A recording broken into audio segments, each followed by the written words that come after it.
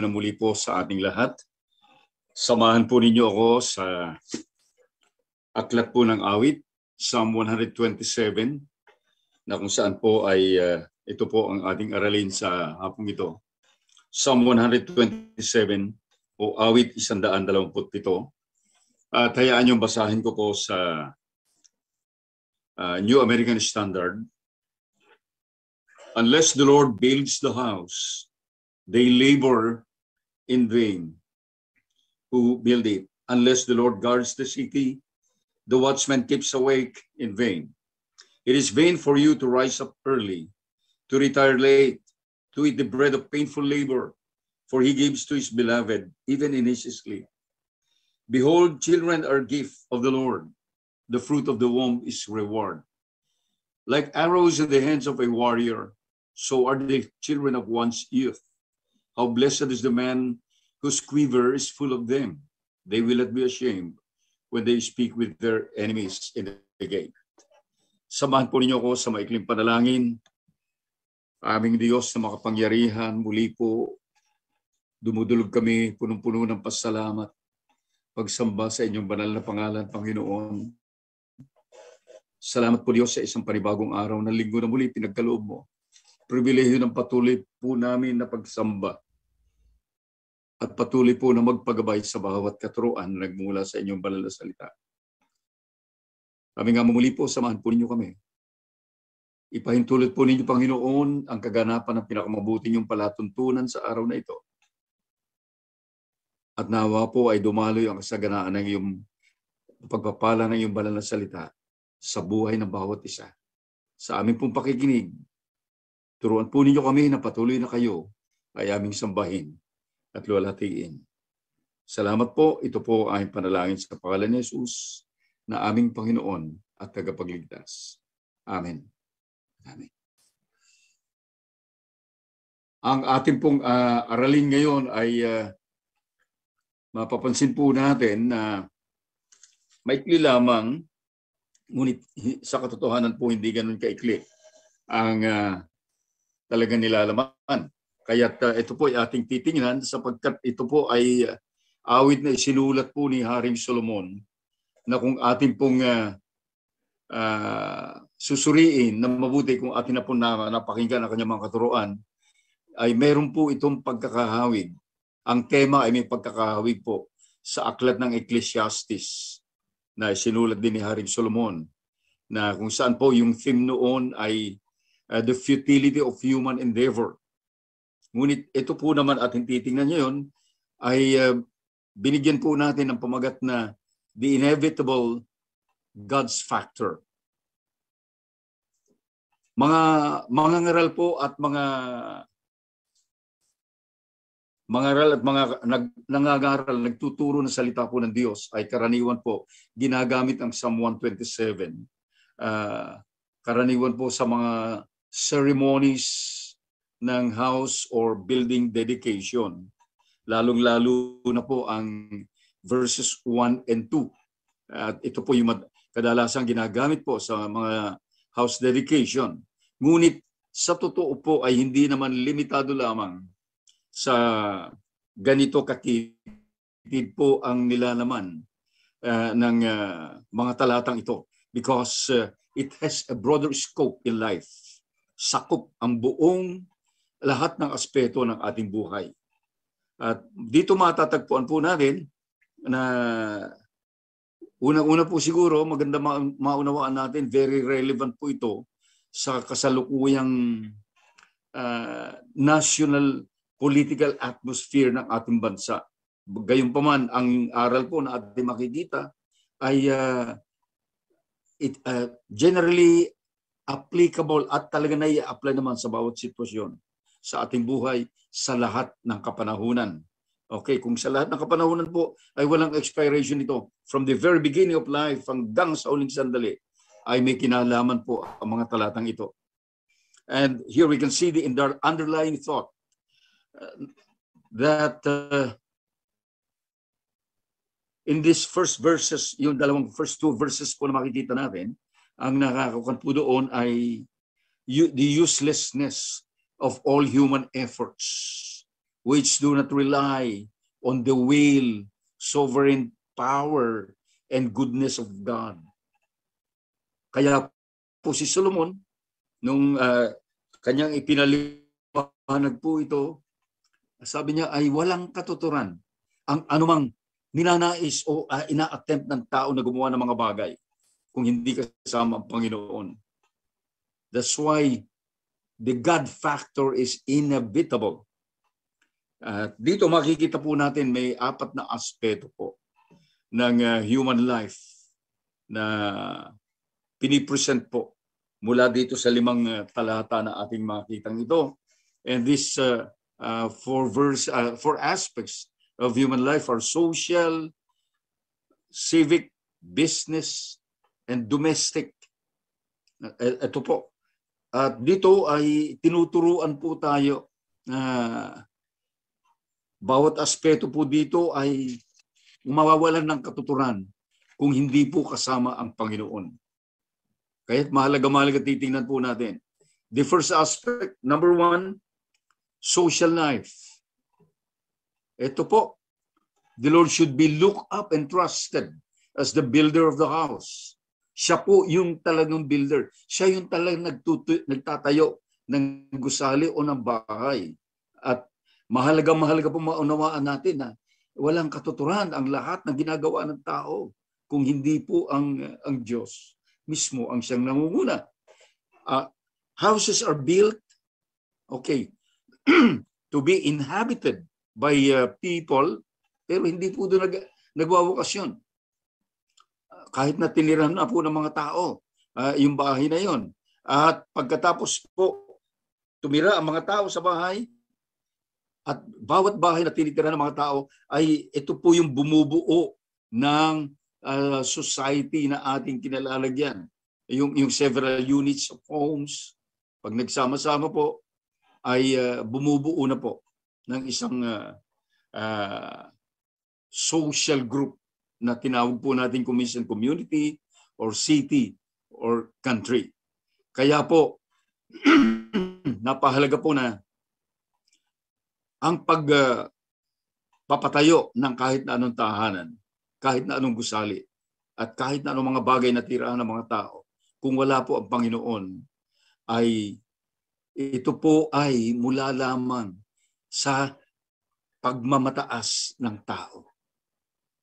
Ito po ay hindi, kapag ito po ay independent from the will of God, ito po ay mula sa prideful endeavor na walang katuturan sa mata ng tao, at ito po ay isa lamang sinadya na isang kahangalan.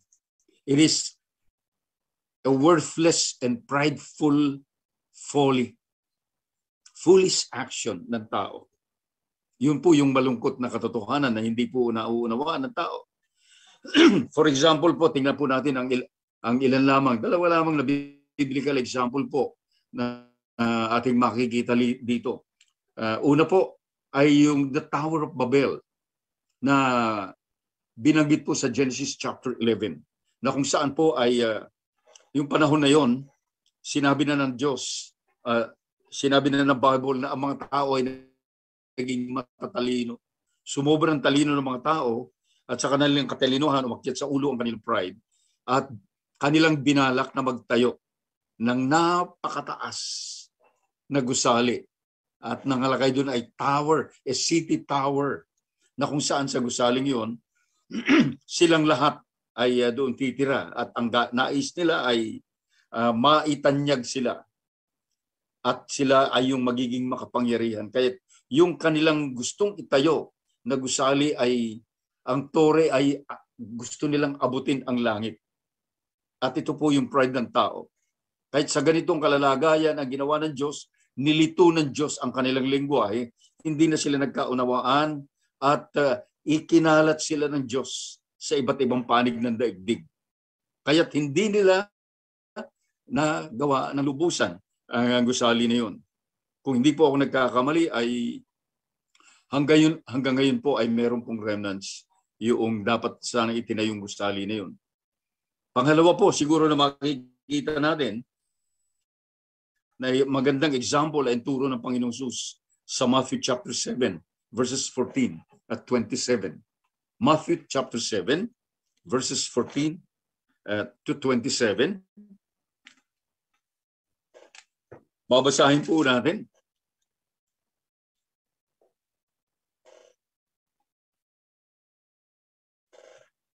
Hindi po pala 14, kundi 24. I'm sorry.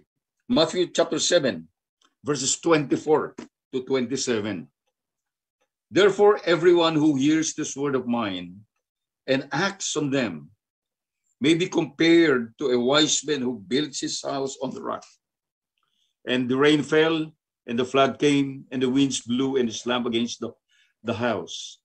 And yet it did not fall, for it had been founded on the rock. Everyone who hears these words of mine and does not act on them will be like a foolish man who built his house on the sand.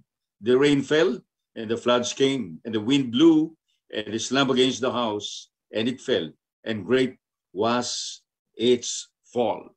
Ito po yung lesson na pinakita ng Panginoon Jesus na napakahalaga, na yung mga hindi makikinig at sumunod sa kanyang mga katuruan ay inihalin tulad sa nagtayo ng bahay sa buhanginan.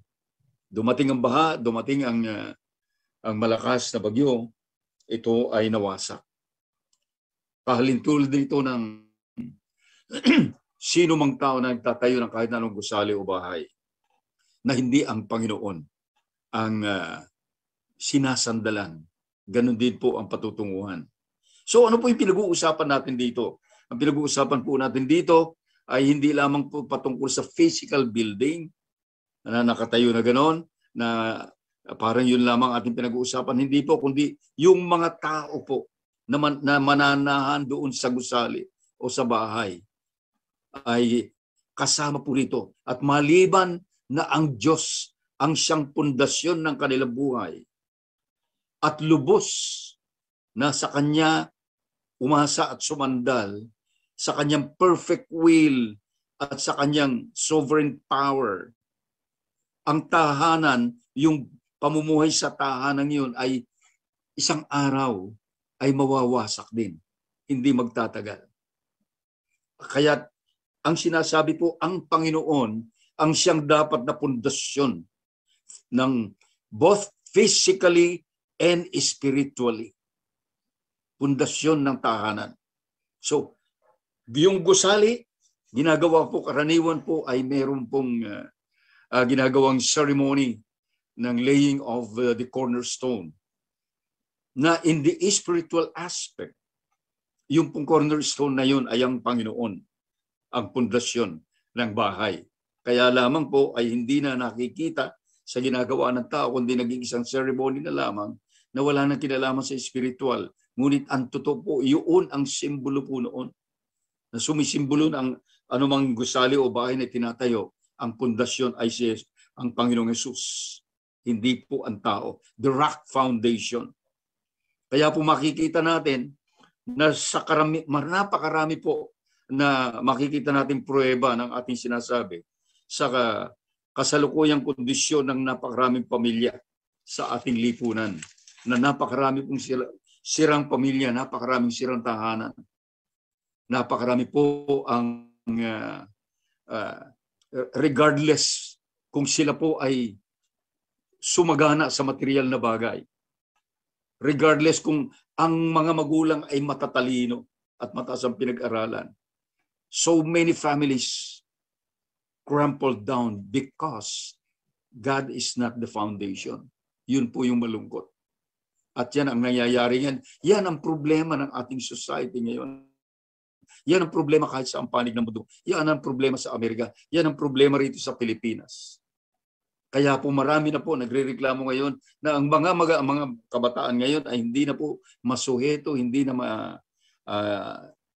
madisiplinahan na magulang. It is because the God factor is being taken for granted. Na siya dapat ang una sa lahat.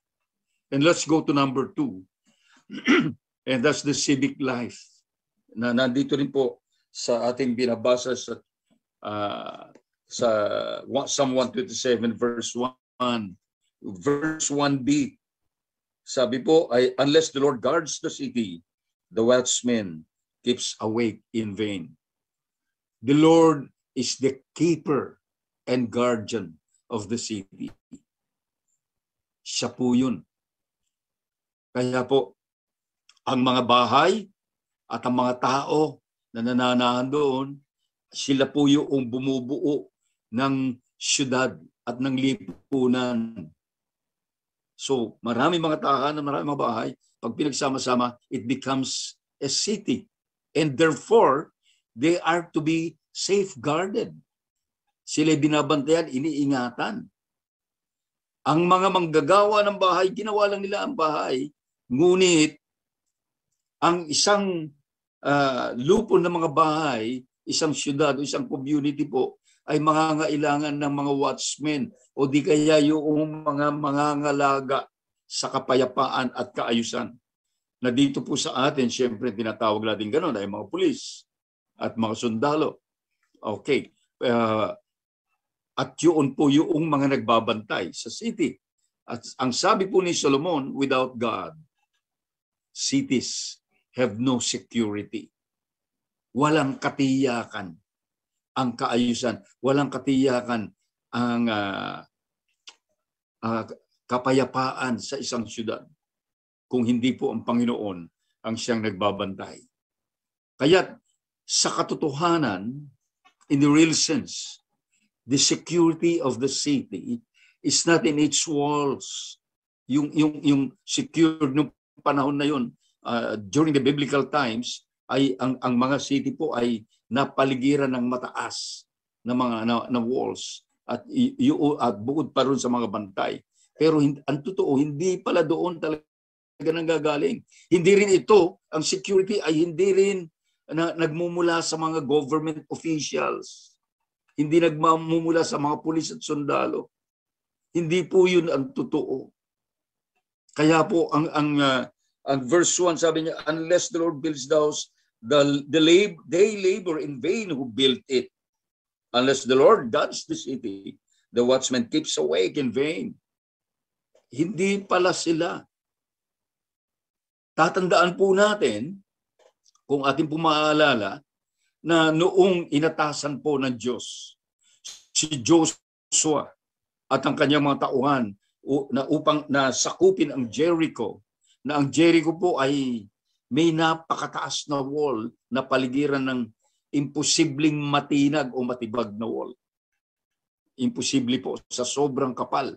At dito ay inatasan ng Diyos si Joshua na pasukin ang Jericho. At walang nagawa ang bantay ng Jericho. Walang nagawa para ipagtanggol ang kanilang syudad sa pagsakop o pananalakay ni Joshua. Sa kabila ng lahat na imposibleng matitinag ang kanilang walls noon. At dito mauunawaan po natin na ang Diyos lamang, dahil po hindi nila Diyos ang Diyos. Ang Diyos nila Joshua, ang Diyos natin, ang siyang may hawak ng kapangyarihan at napasok nila, nawasak ang pader ng Jerusalem. Let us not forget also that the Roman Empire was the greatest empire noong panahon na yun. Ngunit ang nagwasak lang sa kanila ay mga barbarian people ng Assyria. Sa kabila ng lahat na sila'y maunlad, sa kabila ng lahat sila'y malakas ang puwersa, sa kabila ng lahat na sila'y matatalino. Dahil hindi ang Diyos na makapangyarihan sa lahat ay hindi nila Diyos. Sila ay nawasak. Nations fall even without outside forces. Hindi lamang po dahil galing sa labas, kundi maging kahit sa loob mismo ng isang sambayanan, maaari pong bumagsak. Dahil kung ang mga tao ay hindi nakasandal sa Panginoon, ay wala pong magagawa ang kanilang sariling lakas, walang magagawa ang sarili nilang katalinuhan, walang magagawa ang kanilang sariling yaman. sapagkat sila'y babagsak kung hindi ang Diyos ang kanilang sinasandalan. Ang ating bansa, ang bansang Pilipinas, kung iniisip sa mga hindi po nakakaalam, our country was devastated from the inside. Hindi tigalabas. Sa mga nakaraang dekada, more or less 3 decades, ano po, na unti-unti gumuguho ang ating bansa. Wala po sa outside force, kundi mula dito sa loob. Bakit po? Dahil ang ating pong mga sinandalan sa mga nakaraang panahon, ang ating pinagkatiwalaan, ang ating pinag-ukulan lang ng pagtitiwala ay ang magagawa ng ating mga government officials. Sa halip na totally sana ay pagkatiwalaan natin ang Panginoon. Para bang sinasabi na natin noon na sila lang ang pag-asa. Ang mga leader ng bansa. Ngunit walang nagawa ang lahat sapagkat mali ang ating pinagkatiwalaan, hindi ang Panginoon. Our faith was placed on the government officials, not upon the Lord. Yun po yung napakalungkot na katotohanan. We claim to know the Lord. We claim to believe in the Lord. Pero ang nangyari po, yung pong ating claim at yung sinasabi nating pananampalataya was a false religiosity and not founded on the Word of God. Kaya po dahil inasahan natin ang ating mga government officials at hindi ang Panginoon, it is a form of idolatry na hindi natin namamalayan. Ngunit, tayo po mga Pilipino, isinisisi natin lahat sa ating government officials.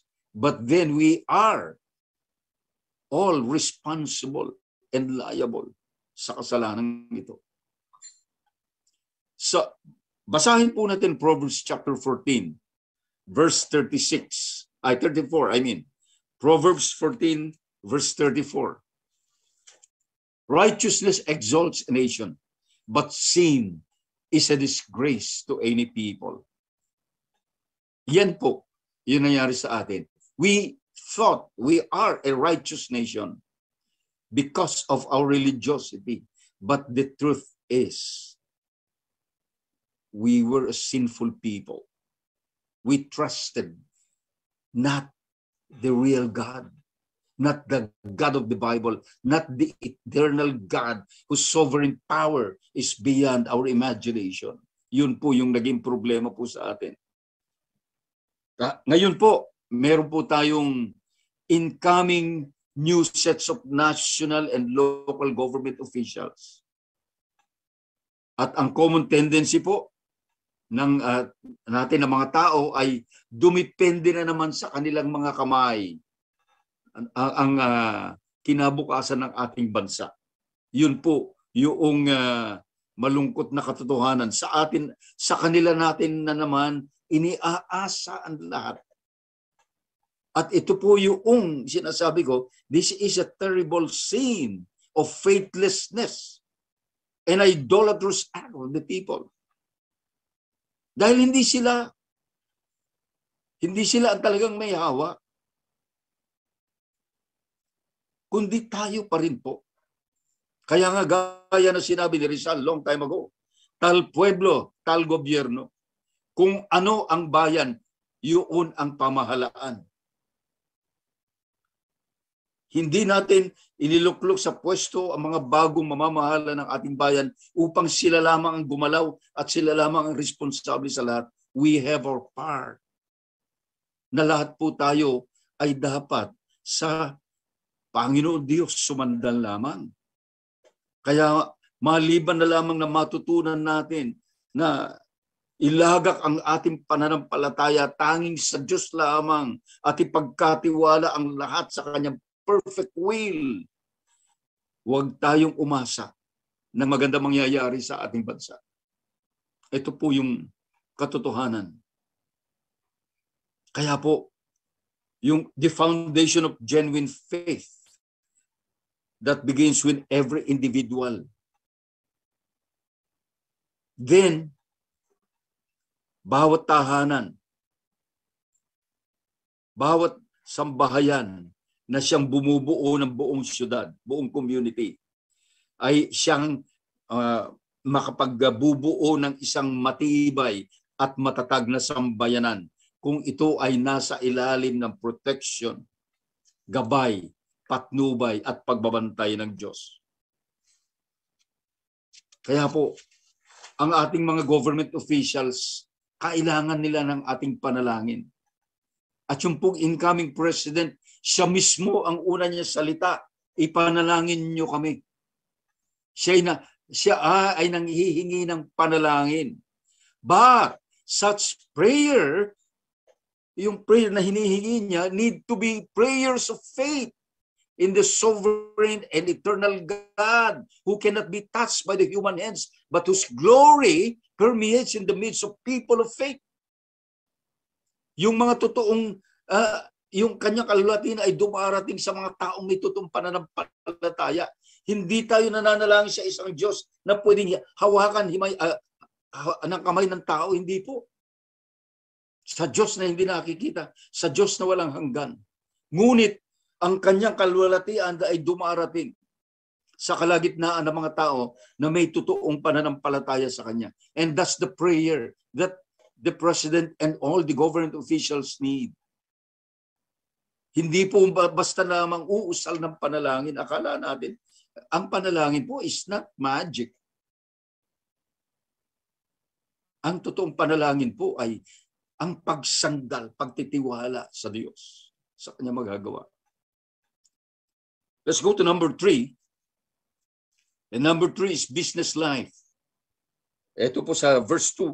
It is vain for you to rise up early, to retire late, to eat the bread of painful labor.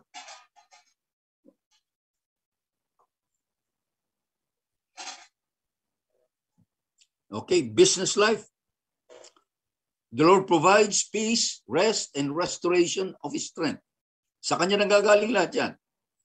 Ang problema po, ang tao po ay masyadong nagumon sa pag-iisip ng kung paano nila ipoprovide ang lahat ng kanilang pangangailangan at lahat ng kanilang hindi lang pangangailangan kundi ang mga ninanais nila sa buhay. Dito masyadong nakafocus ang attention po ng karamihan ng tao.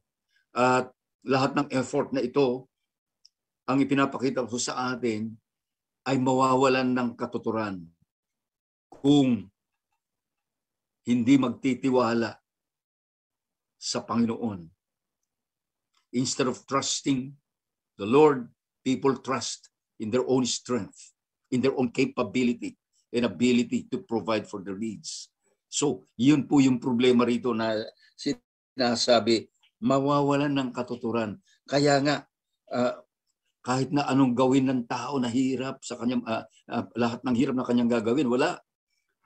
Maaring ginagawa natin, we may be doing the hardest work if it is separated from reliance upon God.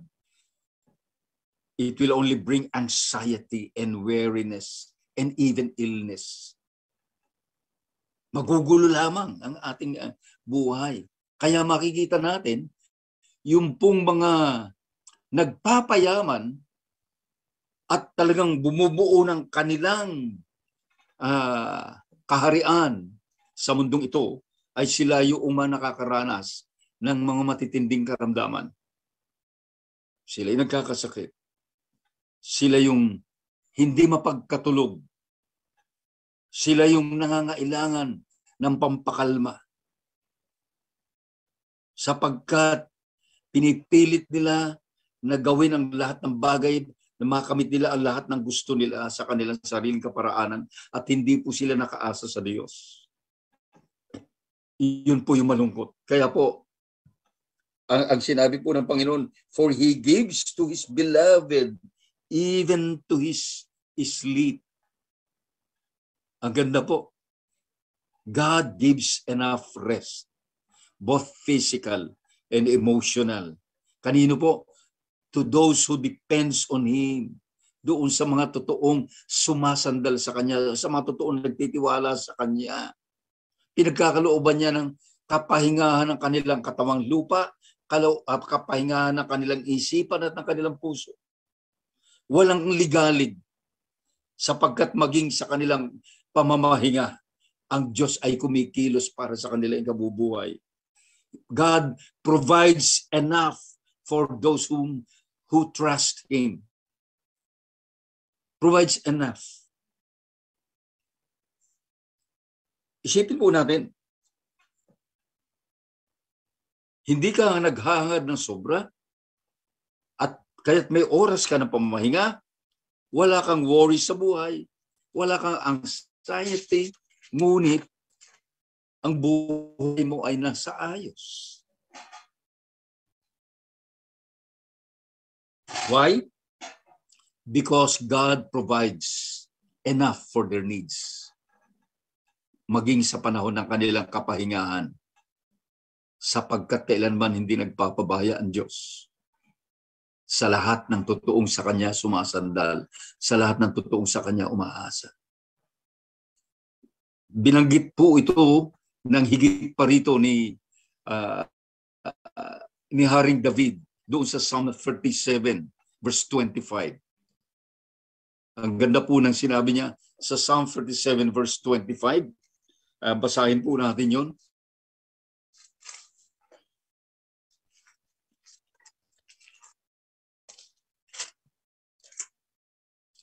Psalm 37 verse 25.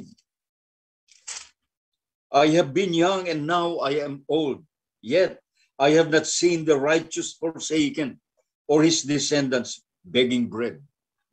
Hindi lamang po pala yung mga matuwid sa Panginoon, kundi maging ang kanilang mga susunod na henerasyon hindi pababayaan ng Diyos. At ito ang nakita ni Haring David sa buong kapanahunan ng kanyang buhay. So, napakahalaga po na maunawaan natin ang katotohanan ito. And number 4, domestic life. And this is the last. The Lord alone is the blesser of the family. Yun yung verses 3 to 5. So, babalikan po natin ang verses 3 to 5. Behold, children are gift of the Lord. The fruit of the womb is a reward. Like arrows in the hands of a warrior, so are the children of one's youth. How blessed is the man whose quiver is full of them. They will not be ashamed when they speak with their enemies in the gate. Marahil po sa bahaging ito po ay titingnan po natin ng tamang context at ang historical background para po maunawaan natin. Dahil nung binanggit po ito ni Haring Solomon ay yung context po ay nung kanilang kapanahunan. Dahil po sa Old Testament, in the Old Testament dispensation, ang pagkakaroon po ng pamilya ay itinuturing na pagpapala at ang kawalan ng pamilya ay isang sumpa. Kaya po yung gift of children ay kinukonsider po ito na isang matibay na ebidensya ng divine favor, pabor ng Diyos. Ngunit, in this present dispensation sa ating kapanahunan ngayon, the presence or absence of a family is no evidence of the favor or disfavor of God. Magkaiba na po ang old dispensation at ang new dispensation ngayon. Magkaibang konteksto sa kanilang kapanahunan at sa konteksto sa ating kapanahunan ngayon ayon sa sinasabi po ng bagong tipan. At hindi na po yun ganoon ngayon. Sa present dispensation kasi ay hindi na po nakasalig sa malaking pamilya o maliit ang pamilya. Maraming anak o walang anak. May asawa o walang asawa. Hindi na po doon. Maaring may mga malalaking pamilya. Maraming mga anak. Ngunit malungkot ang kanilang kalalagayan. It could be a misfortune. At sa totoo lang, walang family na may blessing dahil lamang po sa meron o wala ang mga anak. Kasi po, the New Testament provides enough teachings, ang teachings po about blessing and ordinariness of the family ay hindi na po doon nakabatay. Maraming mga pamilya ngayon na may mga relational problem within the home, within the household. At ito po ay dahil sa kawalan ng tamang pundasyon ang tahanan. Dahil po sa hindi ang Diyos ang pundasyon ng pamilya. Yun po yung problema. Kaya po ito po yung context nito ngayon. Kaya sa ganitong kondisyon, napakahirap na isipin po natin o umasa tayo na makakabuo ng isang morally great city ang isang bansa o isang syudad kung ang pundasyon ng pamilya ay hindi ang Diyos. So here is the context.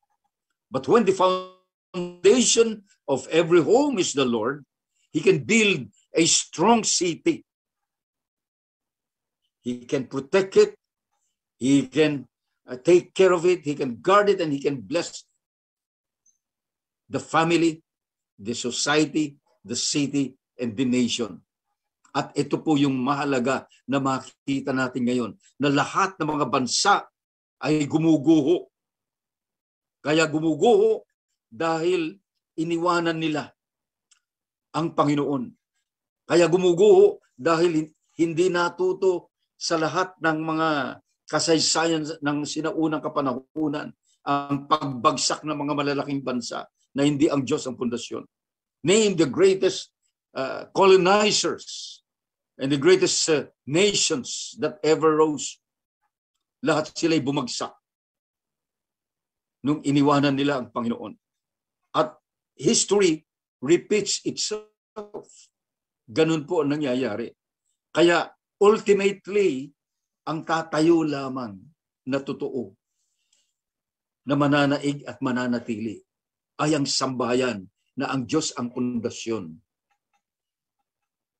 Ang syudad na ang Diyos ang pinagkakatiwalaan. Ang bansa na ang Diyos ang sandigan. Ito po yung katotohanan na hindi kailanman mapapasubalian. Blessed is the nation whose God is the Lord. Tayong lahat ay dumulog sa maikling panalangin. Salamat po aming Diyos na banal sa patuloy na pagpapaalala po niyo sa amin ng lahat ng katotohanan sa aming buhay. Patawarin po ninyo kami, Panginoon.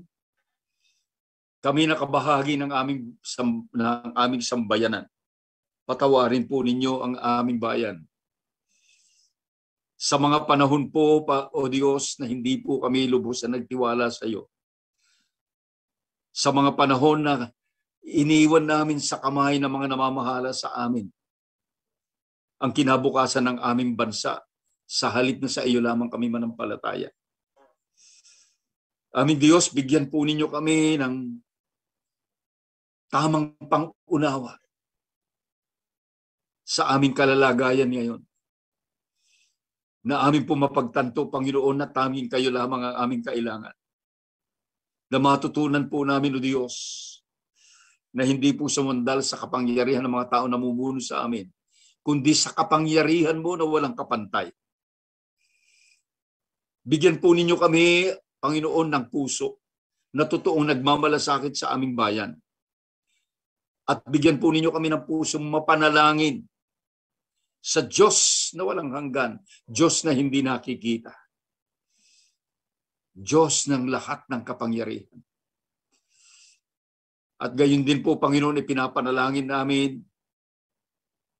ang mga bagong mamamahala sa aming bansa, sa aming syudad, sa aming komunidad.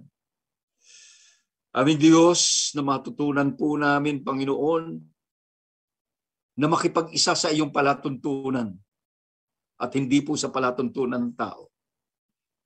Bigyan po ninyo sila ng wisdom and understanding of your ways. Maunawaan nila ang inyong kalooban, Panginoon.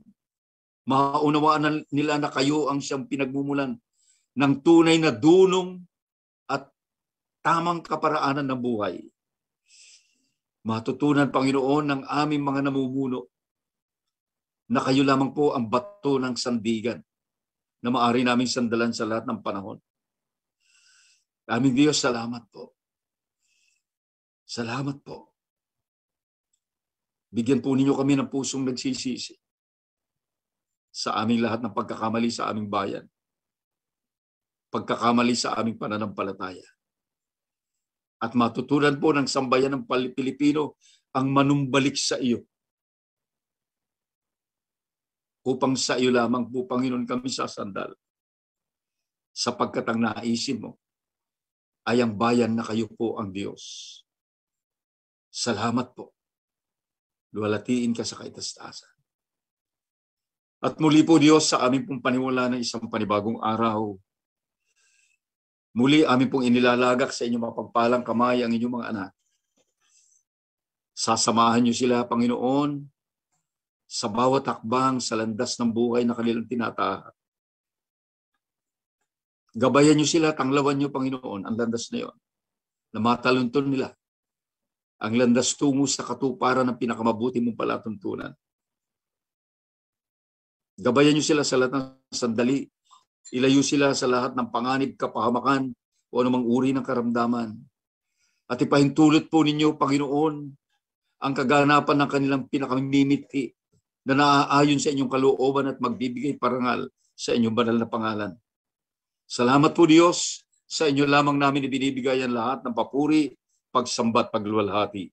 Ito po ang aming panalangin sa makapangyarihang pangalan ni Kristo Jesus, na namumuhay at naghahari sa piling mo sa pakikipisan ng Banal na Espiritu, isang Diyos, magpakasawalang hanggan. Amen at amen.